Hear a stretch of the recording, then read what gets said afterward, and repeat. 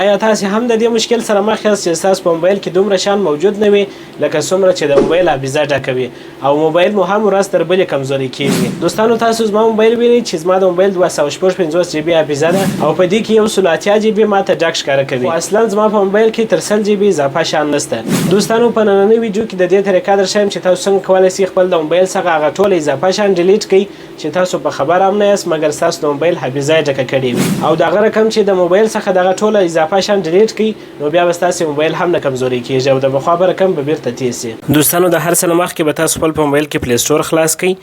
او ستاسو پر پروفایل باندې به کلیک وکړئ. دغه څخه وروسته دلته منیج ایپ لیکلی دی پر دې باندې به کلیک وکړئ او دلته منیج لیکلی دی پر دې باندې به کلیک وکړئ. دلته وګورئ انسټالډ لیکلی دی پر دې باندې به کلیک وکړئ او دلته ناټ انسټال لیکلی دی،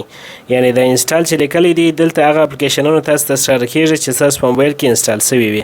او دا ناټ انسټال چې لیکلی دی په دې کې تاسو ته هغه اپلیکیشنونه ښکاره کیږي چې ستاسو په موبایل کې نه دي انسټال سوي. تاسو به پر ناټ انسټال باندې کلیک وکړئ. دلته به تاسو ته ټول هغه اپلیکیشنونه ښکاره سي چې تاسو موبایل ته یو ځل انسټال کړي دي او بیرته مو ان انسټال کړي دي، یعنی ډیلیټ کړي مو د خپل موبایل څخه، خو هغه اپلیکیشنونه ستاسو د موبایل څخه نه ډیلیټیږي او هغه دلته ټوله په پلی سټور کې موجود پاته وي. دغه اپلیکیشنونه تاسو وینئ، دا که چیرې زه ټیک مارک کړم دلته لوړ تاسو وینئ چې دغه ام بیانې هم ښکاره کیږي چې دغه اپلیکیشنونه دغه نو ام بیانې دي، یعنی دلته چې هر څونه ام بي هر څونه جی بي راسي دا په دې معنی چې ستاسو په موبایل کې دغه ځای فالتو ډک دی،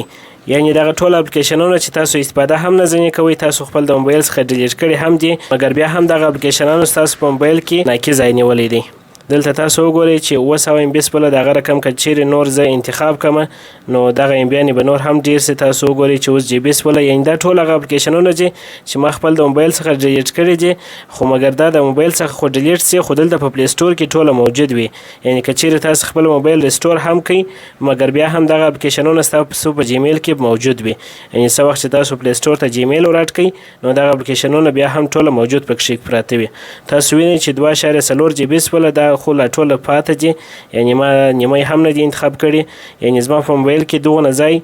ټول دغه فالتو اپلیکیشنانو نیولي دي. نو تاسو به ټول دغه اپلیکیشنونه انتخاب کړئ چې تاسو یې نه استفاده کوئ. دغه څخه وروسته به دغه ډیلیټ علامه ده پر دې باندې به کلیک وکړئ